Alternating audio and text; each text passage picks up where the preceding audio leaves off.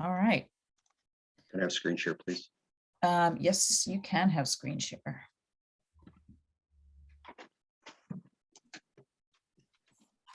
We're getting folks who are hopping on, so that's good.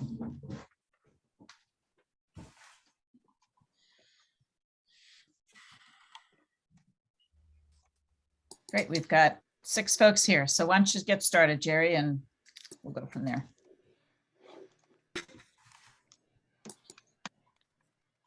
All righty. So we're talking Facebook tips, and you can thank Doug Hardy because he made me cut my list from 10 to something more manageable, because he says people are going to have questions. I wanted to start out with a brief introduction. Everybody who's currently on the call sort of knows who I am and knows the story, but I'll go through it in case anybody plays it later and has no idea who I am.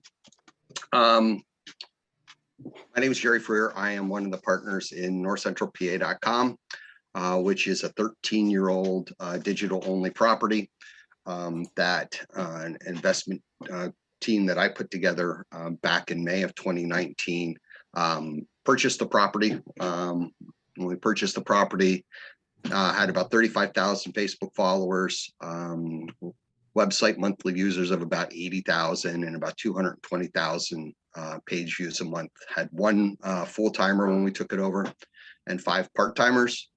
As of this month, right now, we have about 68,000 Facebook followers, average about 325,000 website users a month, and about 1.25 million page views a month.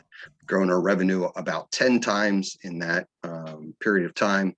We currently have 7 full-timers and 6 part-timers on staff. My background is not in news or publishing. My background is in digital marketing. I've owned an agency for the last 10 years, worked with all kinds of really great large clients, and I teach digital marketing at the college level. My primary role at North Central, other than being a partner, is they call me the director of operations, which just means that I handle our tech platform, making sure that we're online. I'm responsible for all of our revenue, including our programmatic revenue, user growth, and then many of you in here already know that I am a spreadsheet nut, and I track all of our key performance indicators to kind of track our progress and how we're growing and how we're doing what we're doing and why we're doing what we're doing. I want to start off with you. Excuse me 1 second. You need to go lay down because that's not going to work. I want to start off with a couple of myths and facts about Facebook and things that we believe that maybe we shouldn't believe, things that I hear in the Lion Forum and those kinds of things. And the first is that Facebook isn't important. Well, Facebook is important. The facts kind of bear this out. 60% of all internet traffic still travels through Facebook. It is by far the #1 platform, and the only platform that's even gaining on it and taking anything away from Facebook right now is Twitter, or is TikTok, and TikTok has about 10% of the overall internet traffic in comparison to Facebook's 60%. The second thing that I wanted to address and talk about is Facebook reach and the decline of Facebook reach and kind of what that means. One of the things that if your site's been on Facebook for a long time, 5 years or 7 years or 10 years, yes, the percentage of people that you are reaching in comparison to your total number of likes or followers on your Facebook page has decreased. That is true. But if you do any Googling and any research, you'll see that people talk about the stat that only 1% of your followers, you reach 1% of your followers. Well, That's not true, or really even close to being true. And I kind of just wanted to show you based on real life stuff and my own stuff. And that is what do my Facebook reaches look like? A low Facebook reach for us, and remember we have 68,000 followers, is about 2.5%. But if you scroll down through here and look at our Facebook posts starting at 9 o'clock last night, 5,000, 15,000, 12,000, 1,500, 9,000, 3,000, 3,500, 23,000, 10,000, 15,000.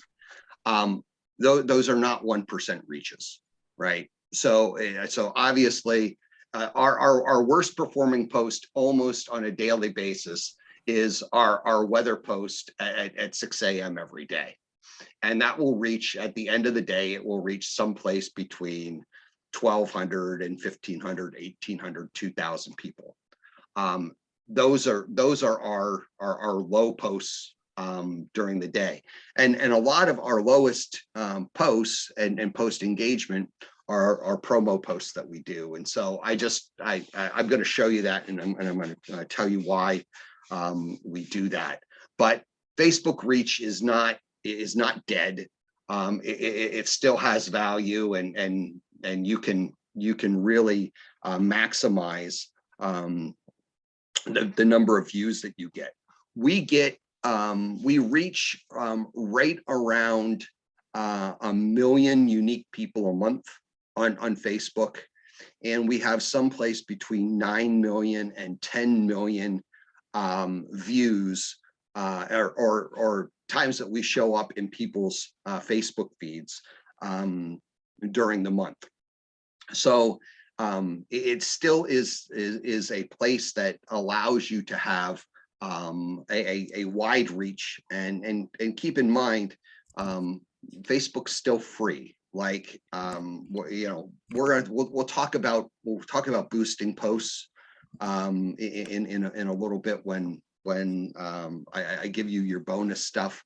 But the fact of the matter is, Facebook is free and still is able to provide for us a pretty massive reach.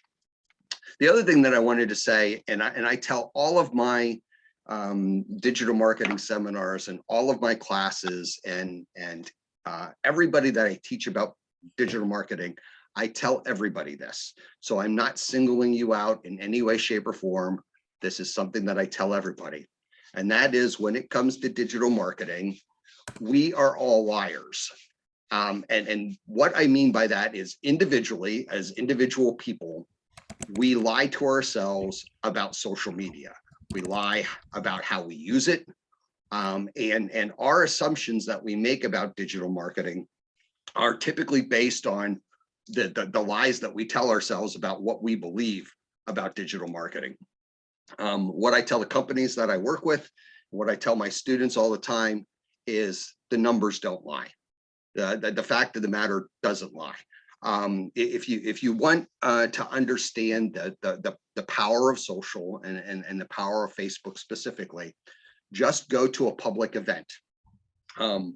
The example that I use all the time is, I and my wife are adjudicators for a local community theater league that has a set of high school theater awards that they give out every year for plays and musicals. And so we see someplace between 20 and 30 shows a year in local high schools.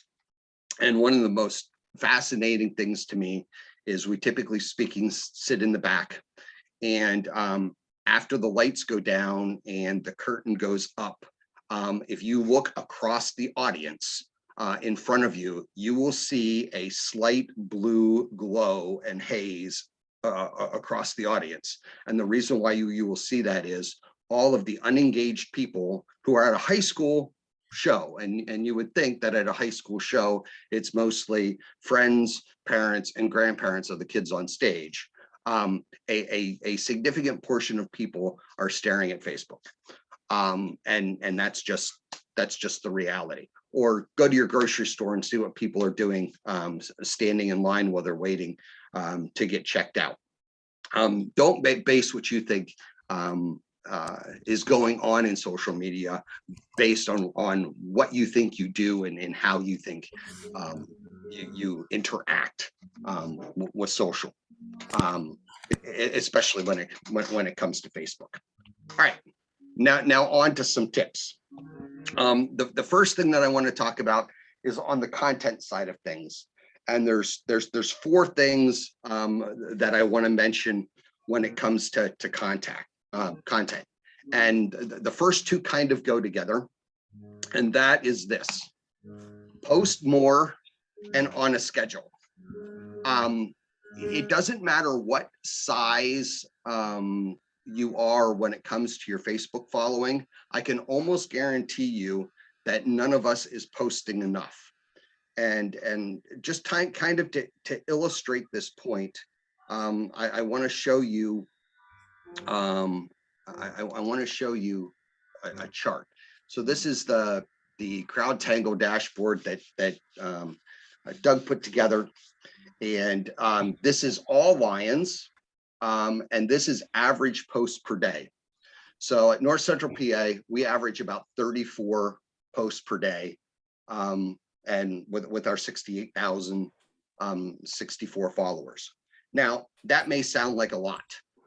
It obviously is the most amongst Lions that are listed in CrowdTangle, and you can kind of see some of the other people who are on this list, right? I want you to compare that to this list. So this list is all local news who have Facebook followers between 10,000 and 100,000 followers. So the Kenosha News, which is smaller than North Central PA, they post 70 times a day. But look at all of these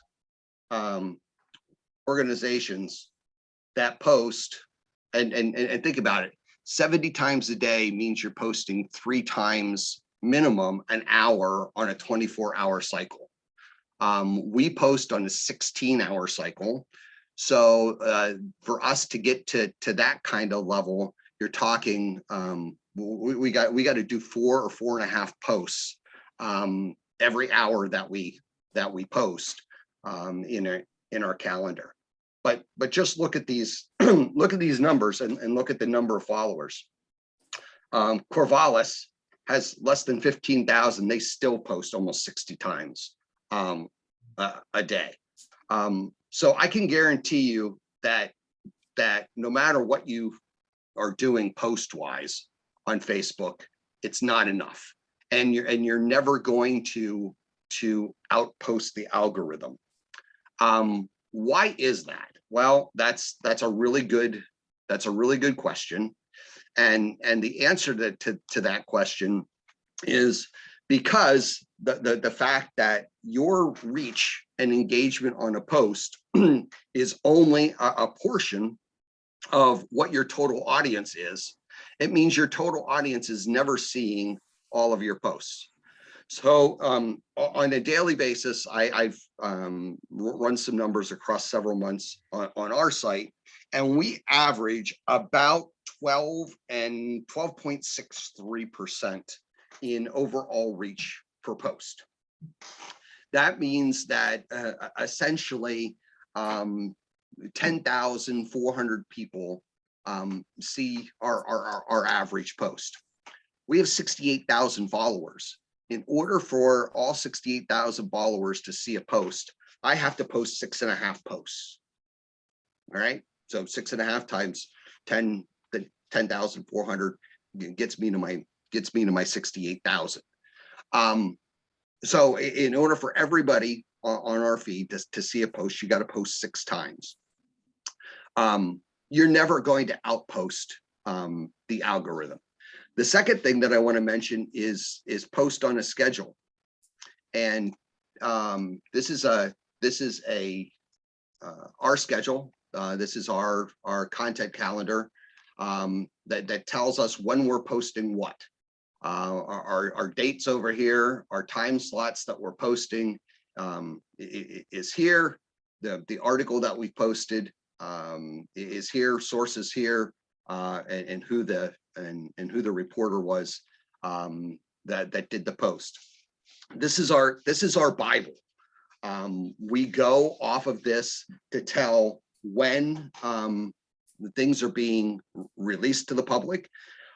This is not a schedule that talks about when it's on the site. Okay. Post will get, generally speaking, post to our website before they are posted to Facebook.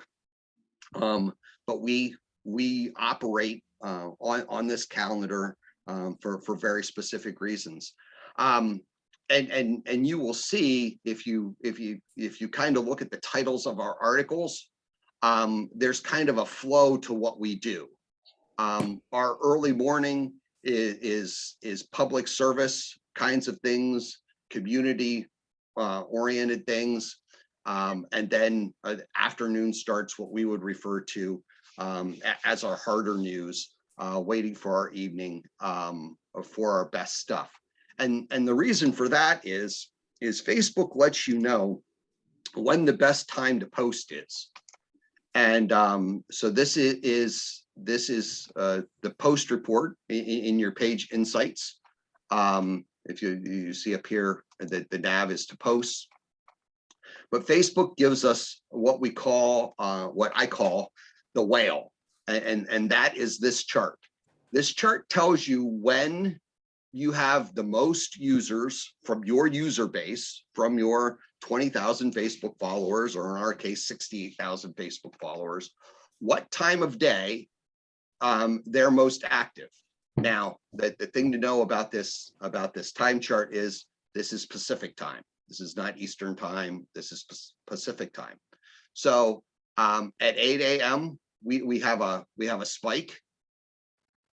At noon we have a spike, and then our afternoon just keeps getting better until 8 p.m. is the maximum time.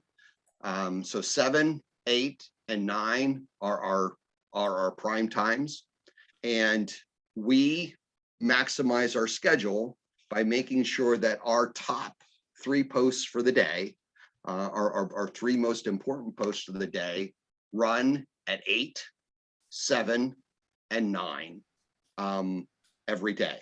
So our top story, what we think will be our top performing story, always goes at 8 p.m. The whale is on the East Coast, is incredibly similar to this.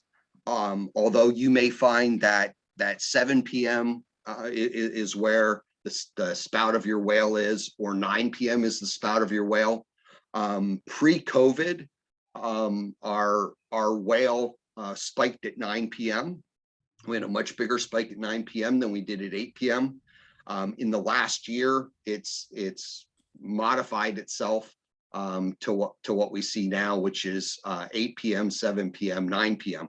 So we've adjusted our schedule to match that. One of the reasons to be specific with your schedule is because of how the Facebook algorithm works. Facebook algorithm works best when Facebook knows when and can accurately predict when you're going to release content again. If you release content randomly, Facebook doesn't have any idea when the next time they could possibly be showing one of your stories in a feed to one of your followers. And Facebook, because of the user experience and because of how the user experience works, Facebook wants to be able to accurately predict what kind of flow you're going to have.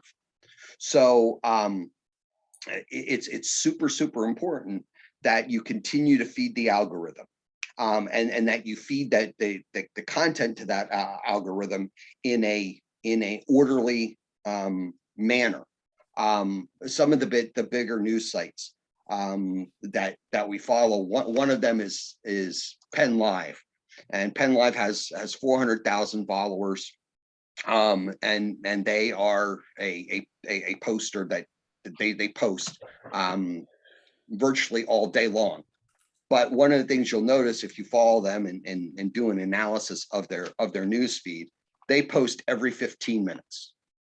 Their calendar is on the hour, and then on the 15, the 30, the 45, and on the hour, like clockwork.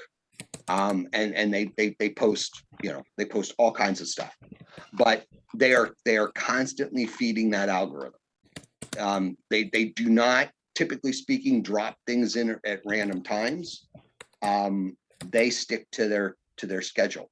Now, we will do drop-ins. Most of our drop-ins are announcements or other page shares, and or immediate weather information or something like that. We'll drop in when it happens. We won't wait for a time slot to open up. We'll get that information out as soon as we possibly can. But it's super important that you increase the amount of content that you have, and that you ultimately do it on a schedule. There's a question. Mark asked a question about reposting. Mark, I'll talk about that in a little bit. Okay. The next thing I wanted to talk about is types of posts. What do we post, and what kinds of things do we post? There's 5 categories for our posts. There's news. All of our news goes out on our schedule, on our calendar. There's engagement posts, things that you post that you're trying to get people to engage with you on. And there's really good reason for gathering engagement. Then we do promo posts. We do posts that are informational only, and like I said, a lot of that stuff is shares from other organizations, National Weather Service, or PennDOT, or our local power companies, outage indicator, those kinds of things. And then, in case you missed it, reposting. We don't have a great reposting system. I would say over the course of a week, we may have 30 opportunities to repost things, and we're typically under the 10 reposts a week, and typically our reposts come on the weekend.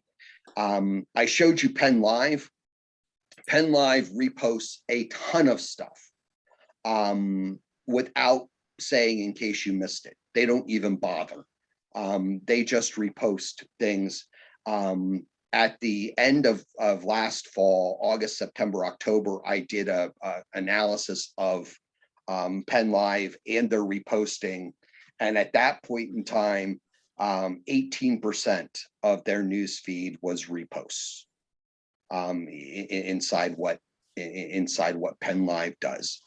I want to kind of show you what this looks like in our news feed, to give you an idea of what this looks like.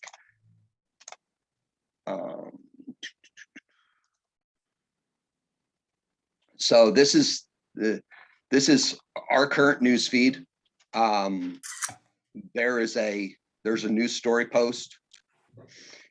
Here is a promo post for our Facebook groups. Another news post, an informational post with construction alerts. Another promo post, community related post. Another promo post. We promo a lot of stuff in the morning before we get into heavy news. We will not do a lot of internal promo on Facebook during prime time, unless we have an incredibly packed prime time. If I look at the schedule and I notice that the team has scheduled a 6 o'clock, a 6:30, a 7, a 7:30, an 8, an 8:30, and 9, I'll drop in promos on the 15s throughout that evening, because I know our activity is going to be really strong. When I don't know that our activity is going to be strong, I keep promos out of our prime time. Another informational post.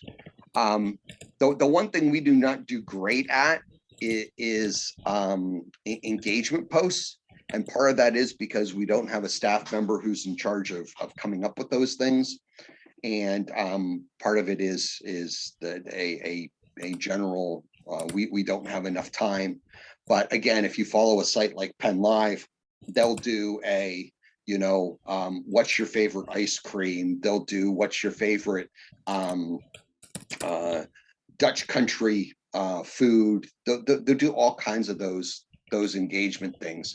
And the reason why they do them, and I can show you here, the reason why they do them is because engagement posts that get a ton of engagement allow you the opportunity to gain new followers.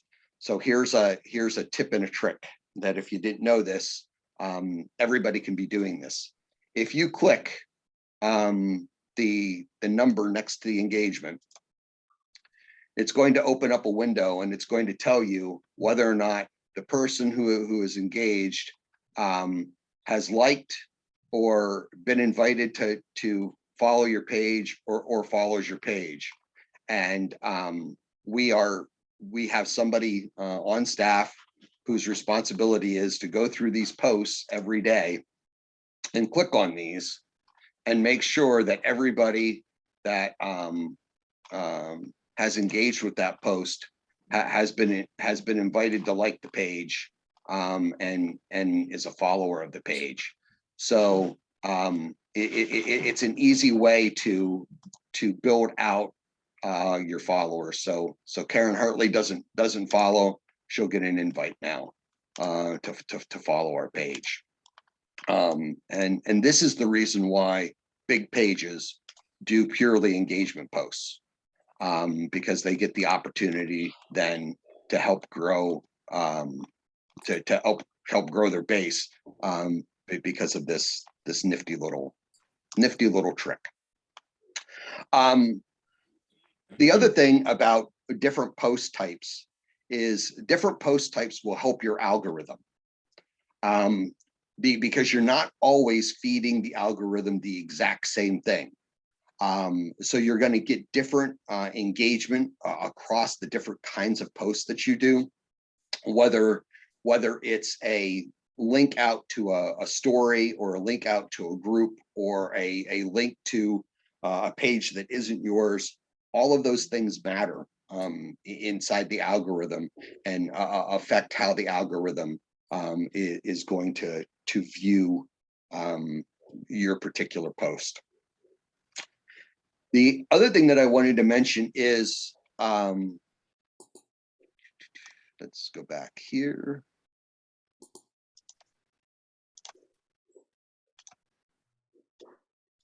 Relates to video. We do a lot of video. If you follow CrowdTangle, you kind of know that one of our full-time people is a video production person. We produce 3 to 5 weekly video news stories, and we are telling our reporters in the field to record video for upload. Video gets play on Facebook. Facebook gives it a priority and provides the opportunity for greater reach and greater impact. We had a 11-second video of a brand new restaurant changing out their restaurant sign 3 weeks ago go viral. 11-second video. It reached 2.5 million people. Was seen by 2.5 million people. And had almost 4 million 3-second video views across the platform.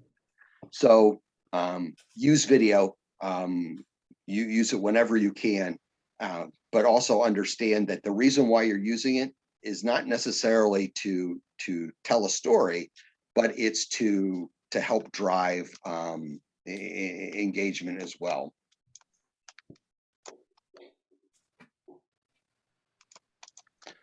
All right. The next thing I want to talk about is an area that most places miss out on, and that is images and notifiers for your Facebook posts. And I wanted to show you kind of how we do things and explain to you kind of the logic behind what we do. You'll notice that all of our pictures, or the majority of our pictures, have our logo on them. And the picture has something to do with what the post is about. One of the things that we recognized very early on was we want our user to know when something pops into their newsfeed that A, it's coming from us, and B, that they have an idea of what they're getting when they click on the link. Okay, so that they don't necessarily have to they don't have to read the entirety of the notifier, or they don't have to read the headline to know that they're going to be interested in clicking on the article. So in this case, missing endangered person advisory. In this case, it's a construction alert. You know, today's weather, they know what they're going to get. This is a drug bust. We have standard graphics for all of this stuff. Every major crime, we have a graphic for.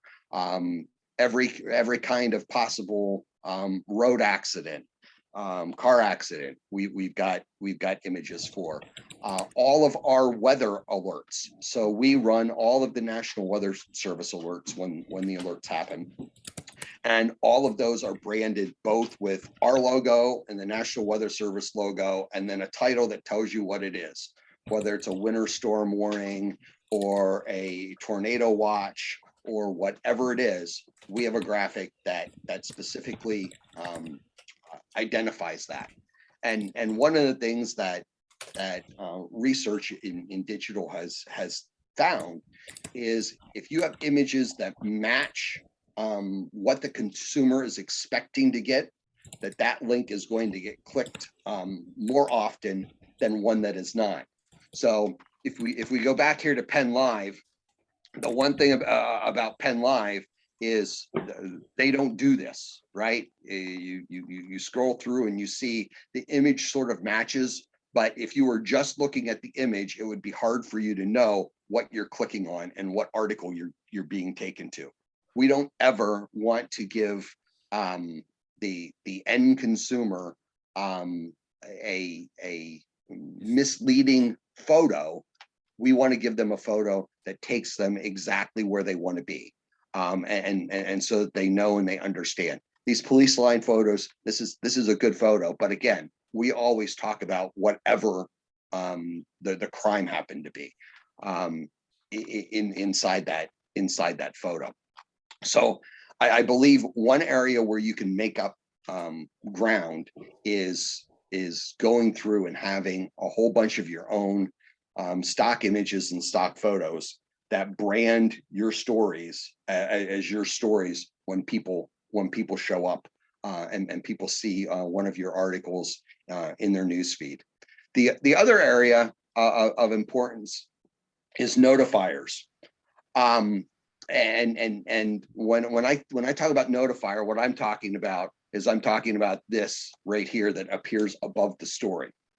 Your headline's your headline, and you need to be able to write obviously good headlines. And there's this fine line between clickbait and not clickbait, and that's a debate that we can all have. But the one thing that we drill into our reporters' heads, because they're responsible for writing these notifiers, they get checked by an editor, but they're responsible for creating them, is we do not want to give away the entire story in the notifier. We don't want the person to be able to read the notifier, look at the picture, and think they know what's happened. We always want to give the reader an excuse to click on our link and read the rest of our story. Because ultimately, the end game of all of this is to get more page views, which leads to more ad views, which leads to more revenue. That's the only way, ultimately, this benefits us all.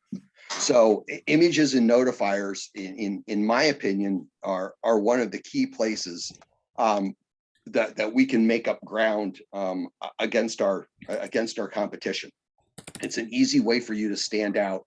And while it sounds like a lot of work initially, if you create a library, a shared drive, a Google Drive, whatever, of standard story images, then you're only ever creating that image once. And then you're just letting your staff know where they can go to get those pictures. And for things that have mug shots and those kinds of things, we have a standard template that is in our joint Canva account that everybody has access to in order to easily and quickly make those images.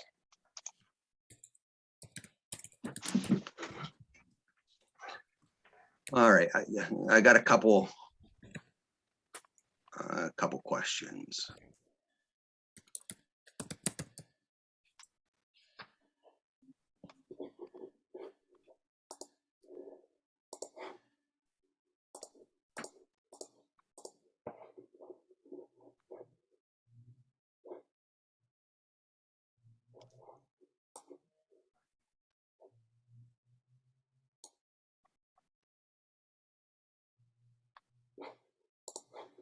All right, a couple other things.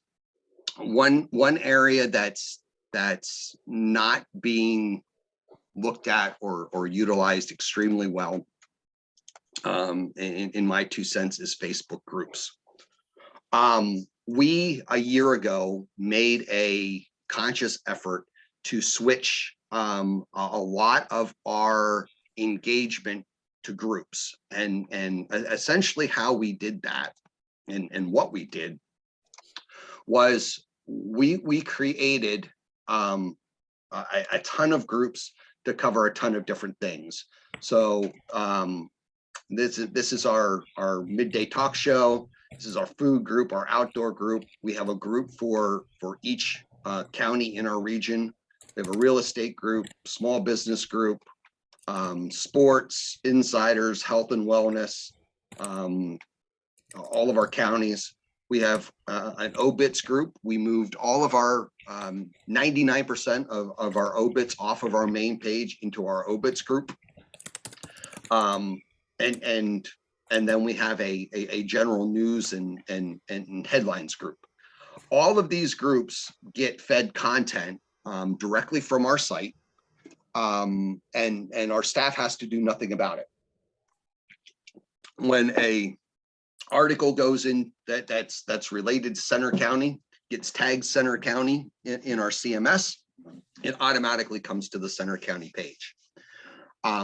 Why are groups so important? Groups are important because your engagement with your posts is 10 times what the engagement of a Facebook page is. So so we switched to this obits group last March, and I can show you in analytics that we are now getting more traffic from obits because of the obits group than we were when we were posting things on our regular Facebook page with 60,000 followers. This group has just shy of 5,000 members, and if we scroll through here and look, you'll see that posts that are, there's been a whole bunch of posts here this morning, so this is not a great a great example, but hey, you will see posts here. This reached 3,300 of the 4,900 people in our group. We never would have gotten a Facebook page reach of 75%, but we have that for this particular obit. This one reached 1,500 out of that. So there's 30%, 1,400, 1,200, 1,500, 2,000. These posts are driving as much traffic by being inside their own group as they would being on our main page. We still occasionally will put a prominent community leader or athlete or whatever on our main page, but that's not our primary. We do that all through these groups. A year ago, 0% of my website traffic was coming from groups. Right now, about 6.5% of my overall traffic is coming from groups. And I have just shy of 24,000 or just over 24,000 people in groups. And I have 68,000 people on my Facebook page. And I'll show you the tools that we use to automate this in just a minute. But figure out how to use Facebook groups and groups that go by particular topic or specific interest are really good. The other way to use groups, Mark's on here. Mark's an expert at partnering with other community groups in your area and getting the opportunity to post your stuff in other people's groups.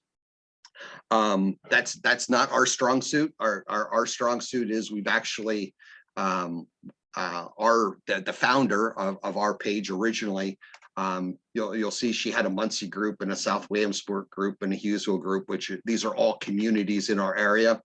We are the owners of these groups, but they were never used to distribute northcentralpa.com news. So for us to suddenly start dropping our news stories into these community groups that we actually are the owners of, would kind of throw the groups off. So what we've done is we've gone out and we've gotten moderators for these groups that are outside of us, and we continue to host them. But we went out and we created all of our own groups. The groups that we created, we control all of the content on those groups. We don't allow any external posting. It is simply an extra distribution channel for our content, and it allows us to specifically target people. The thing about groups is most people, when they join a group, don't turn off the group notification. So when you post a news story into a group, the majority of people in that group are getting a Facebook notification that a new story has been added. And that's why ultimately the engagement is so high on them. And we have plans this year in the next 30 days to launch 3 or 4 new groups. I think I'm launching a crime only group. I'm launching a giveaways group and a couple of other things. But groups are a great way of increasing your reach inside your distribution. And we've proven you can get people to convert to groups very easily. And the reason why groups are so effective for us is ultimately my last point here, and that is using automation. We use 2 programs to automate all of our stuff. We use a program called Deliver It, which is dlvr.it, which allows you to set up automatic posting to a Facebook page or a Facebook group or LinkedIn, any place like that.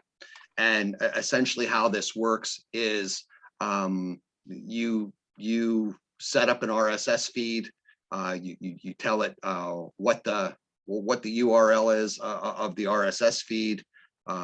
Here's our URL. We drop it in, we name the feed, we tell it where to go, and then it automatically drops every post that shows up in that RSS feed and into the group. So that's number one way that we distribute to our groups and our pages. And the second tool that we use is a thing called Recur Post. And what Recur Post allows you to do is it allows you to create different posts. So this is all of our daily promo posts. I see I need one I got to fix an image on. Daily promos, daily weather promo posts, all of our group posts. You drop them in here and you create them one time. And then you're able to schedule them on a particular schedule. The thing that I don't like about Recur Post, and I've actually talked to the devs about this several times because we're a power user for them, is that you cannot, when you set a Recur Post, you set it at a specific time. So we release these posts on the 15s and on the 45s, but it's the same time slot every Monday. It's the same time slot every Tuesday. So I have to manually create a calendar and go through and set them up and then automate them. But this is how we ultimately are able to increase the number of posts that we do because we use these two technologies, Deliver It and Recur Post. The last thing I'm going to mention before I let you guys ask questions here, my bonus to you is this: don't boost news stories in order to pay for engagement on Facebook. If you're going to spend some money on Facebook, the place to spend your money on Facebook is on a follower or a like campaign, where either you are retargeting people who have engaged with your posts, or you're retargeting people who have engaged with your website that are not current followers, and you're using your $1 a day to get them to become a follower of your page or to join one of your groups. That's the best long-term play for actually paying Facebook to do something. We run a follower campaign all the time, just $1 a day, and generally we're picking up 2 or 3 followers a day off of that campaign, and we target only people who've engaged with us who don't currently follow. So we know those people are interested in what we're doing. We're not even running general interest ads. We're running the real thing, and trying just to engage with people who have already engaged with us. So that's my shortened version that Doug made me cut out half the stuff, so you can blame him if I didn't cover something. Actually, don't blame Doug. It's my choice, and I'm happy to do more.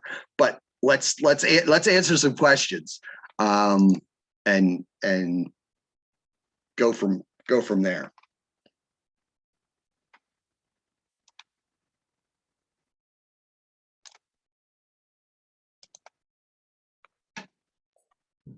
Thanks, Jerry. Thanks, Jerry. So there's been a bunch of questions. How about I just go through some of them? Let's see. So Doug was asking, scheduling posts on Facebook, right? That's you can pre-schedule those posts on Facebook, right? You can. You're way better off figuring out how to do it inside your workflow that doesn't require you to go to Creator Studio or something like that. So if you're using WordPress, to use a WordPress plugin that allows you to schedule it as part of the actual article creation. That's one of the hardest things about this, is figuring out the flow. right? Because it's extra steps and it's extra work.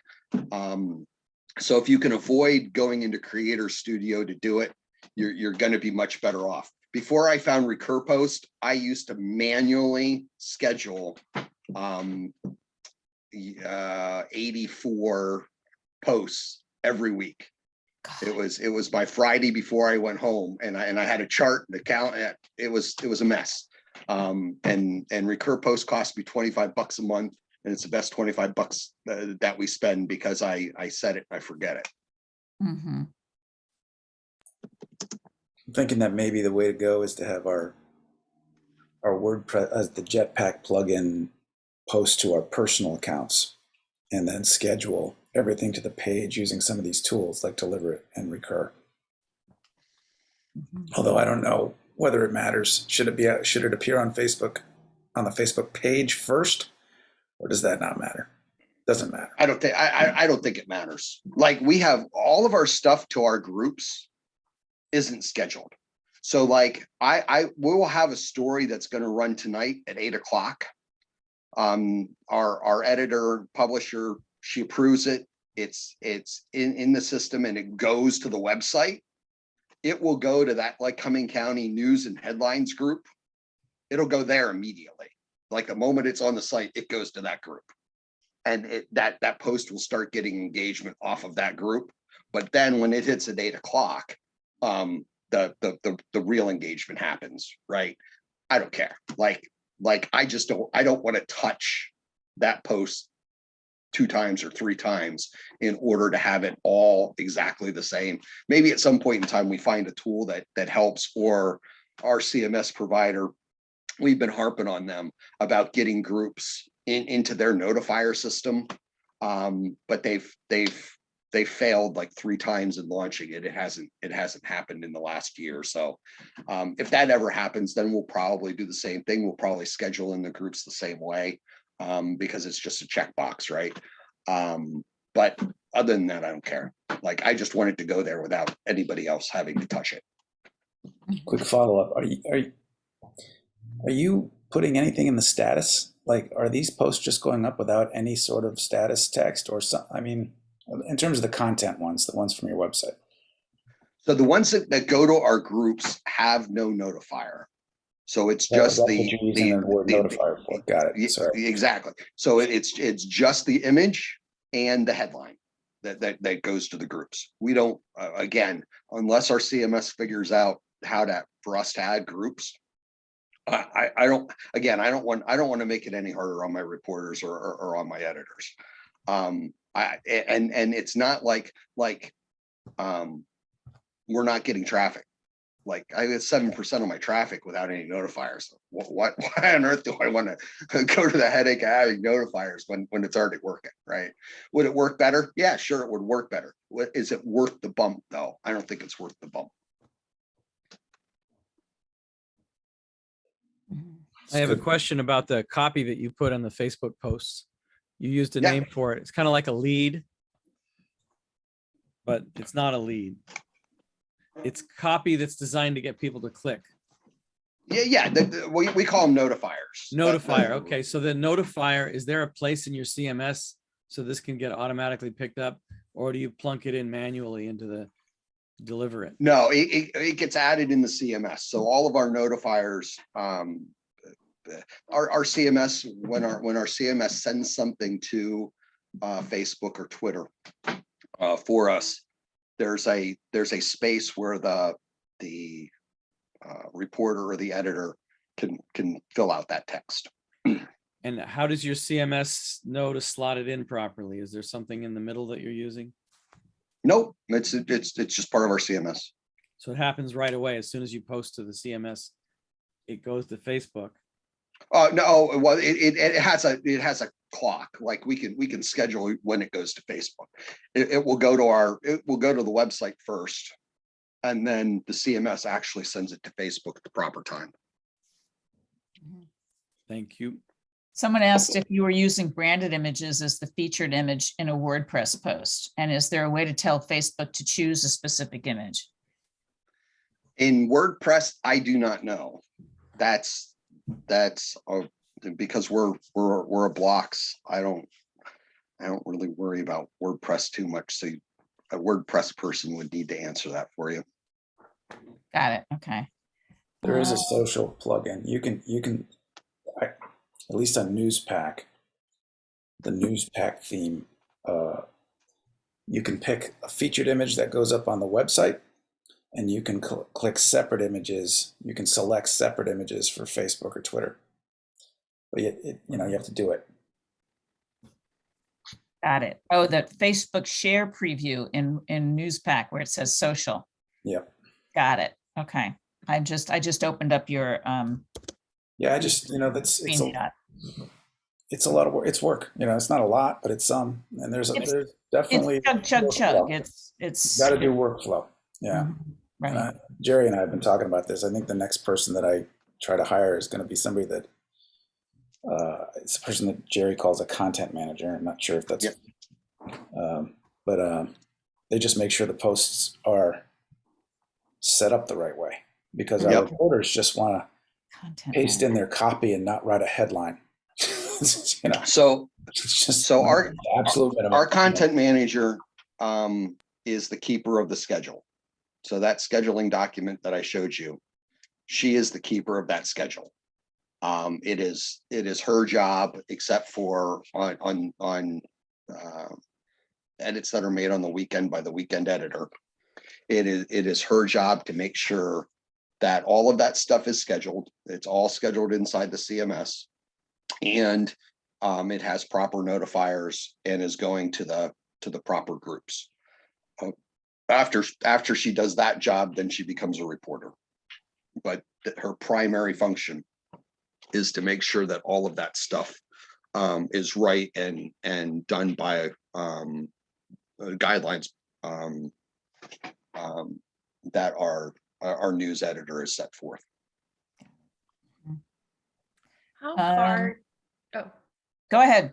How far do you space apart re-ups, and do you find it affects your algorithm if they're too close together? Reposts? Yeah. Doesn't matter. It truly doesn't. When you do an in case you missed it, or a repost, that doesn't really matter. I think it would matter more if like 50% of what you were doing was reposts. For the percentage that we do, and obviously for the percentage that Penn Live doesn't matter. Thanks. Yep.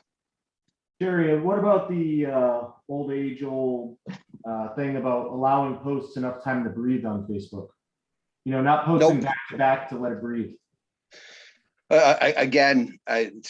What I have found is the consistency is much more important than the idea of back to back. Now, something we rarely do is post something at noon and then post something at 12:05. Like we try to be very conscious of on the hour, on the 15, on the hour and a half, and on the 15 and 45. That's what we try to keep things to keep it as orderly as we possibly can. Again, the display algorithm is different for everybody. So you may have a post that you post at 12 o'clock, and then one that you post at 12:01 that have two completely different audiences, and the one at 12 o'clock does better. And then the next time you may have the one at 12:01 does better. It honestly depends on who that audience is. And to that, I wouldn't post two similar audience posts back to back. I would try to keep those separate. And a great example of that is we do not post crime back to back. Our 7, 8, and 9 o'clock stories, typically speaking, are crime stories. But there will always be a 7:15 or a 7:30, an 8:15, an 8:30 in between in between those crime posts so that they don't stack, because they're the same audience.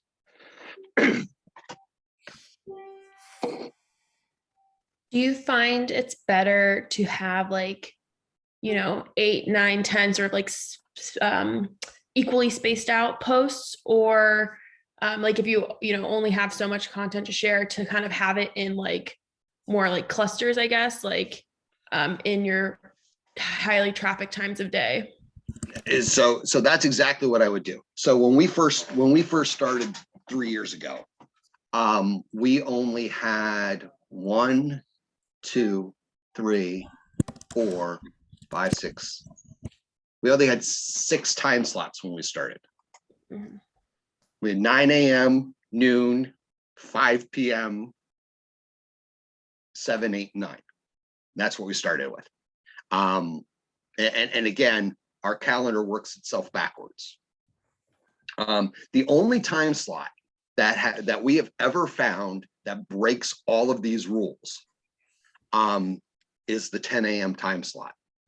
For some reason, over the weekend, Saturday and Sunday, 10 a.m. crime stories do extremely well, and they never show up in the Facebook insights in the way the whale is, which is pretty bizarre and strange to me. But that's the only time slot that I found that doesn't typically perform the way you would expect it.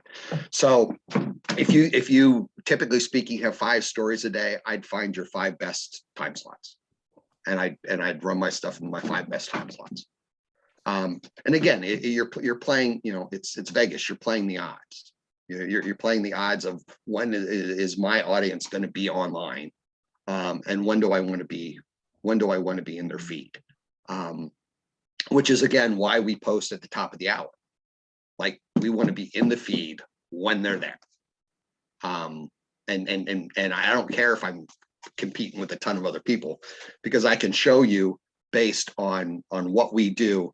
Like my number 1 in-town competitor does none of this stuff.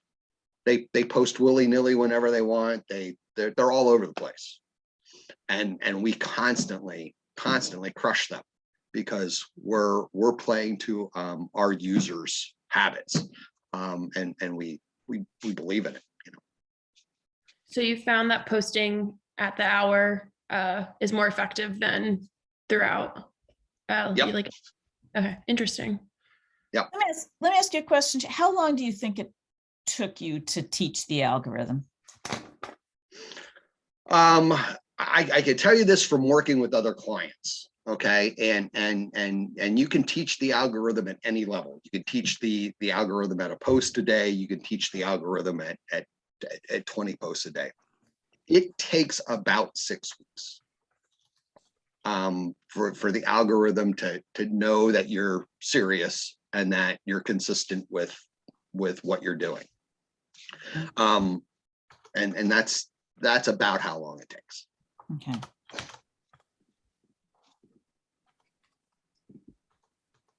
So it's like, make the dedicated time. It feels like it's gonna suck, but it's like you make the dedicated time, and then you double down for like a time, and then I'm guessing that's when you would start to see your results. Yeah, and again, it's truly a matter of ultimately the consistency of things, right? Facebook wants to know that you are a quality source for information, and one of their quality metrics is frequency. Mm-hmm. It's just one of their deals. Mm-hmm. Now, the other thing that I will tell you, we saw an increase in volume from Facebook after we were in Facebook News and went through that whole application process and took care of all that stuff. So we've done some of the other stuff on the back end. we've been trying to get our blue check for 3 years. I don't know what we have to do. I think I got to go to Cupertino and dance naked in the square. I have no idea what I got to do to get their attention over of a blue check mark. But when we became registered as a news organization inside Facebook, we saw a bump from that because we were in their newsfeed search, their actual news tab, and that was helpful. Mhm. But it's all about consistency. They just want to know that you're going to be there. It makes so much sense.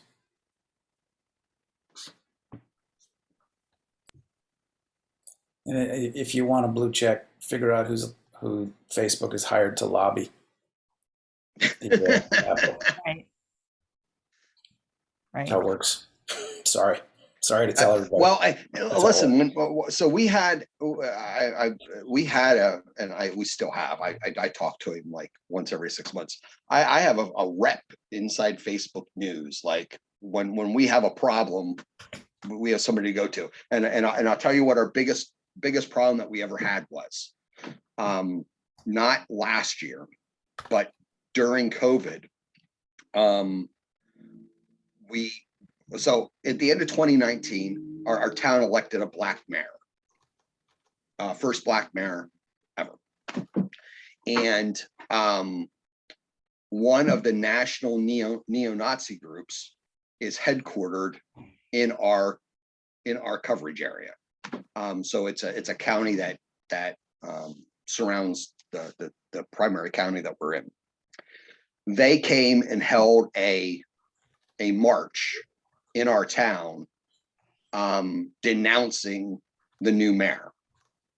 And the FBI was here like it was a major deal. And we got to find out about police intelligence and all kinds of fun and interesting things. Well, we posted pictures of the neo-Nazi rally. Oh, And it went viral. So it was one of our most viral stories ever, with millions and millions of views. And of course, I don't know, 12,000 people turned us in to Facebook for hate speech. And within about 3 hours or 4 hours of the post being up, my phone rings and it's Facebook New York City. And if it's Facebook California, I don't answer the phone. If it's Facebook New York City, I answered the phone, and my guy was on the other end of the phone, and he's like, I just want to let you know that I was just in a meeting about your site, and you guys haven't violated anything, but you need to go in and in your notifiers, in your picture captions, you need to take these words out. And we went in and we edited some words, and they kept us from being banned, which was quite interesting. But the only reason why we were able to do that was because I keep an open relationship with my Facebook news rep, and he looks out for me. Has he been able to do anything else and help in any other way? And has any of his recommendations ever actually helped us? That remains to be seen. But in that instance, it was good to have.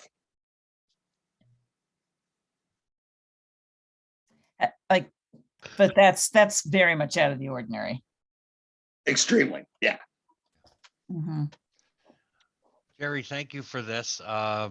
For one, I'd like seeing somebody who looks at audience development as a blood sport, which, let's be honest, it is, right? I mean, that's why we're all here. That's right. And credit to you for doing that. And this has been very helpful. Thanks. I might circle back a little bit offline, but this is a lot of stuff. I just have to go to make my noon deadline. So I appreciate it. And I'm going to have everybody have a good week. And Jerry, thank you again. Yeah, we should wrap this up. So thank you so much. And I'm gonna share this with the Lion folks, and they'll be posting it online. So Yeah, thank you. Thank Thank you. This you. was fantastic. A little You're welcome. overwhelming for small shop.